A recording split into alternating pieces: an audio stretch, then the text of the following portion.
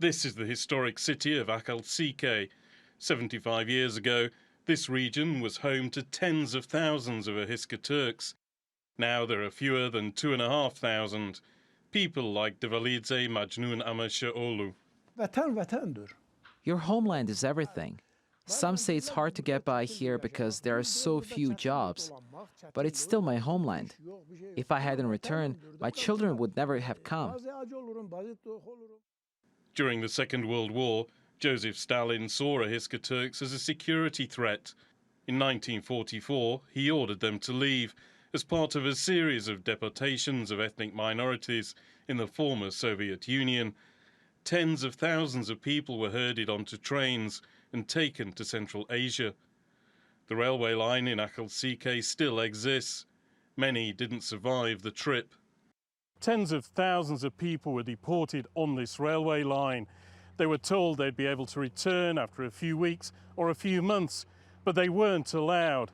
Thousands of them died as a result of starvation and disease while making the journey, and most of the others had to spend the rest of their lives in what were effectively foreign countries.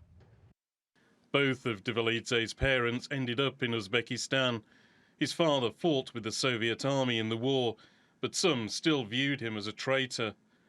Devalidze returned to Georgia in the early 1990s and was again deported. He then lived in Azerbaijan before returning 2 years ago.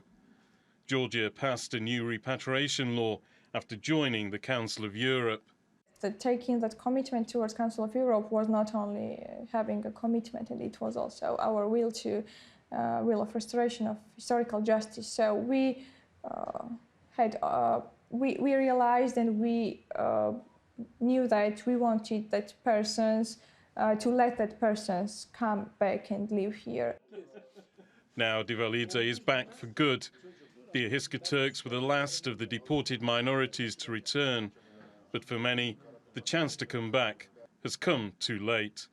Andrew Hopkins, TRT World, Ahiska, Georgia.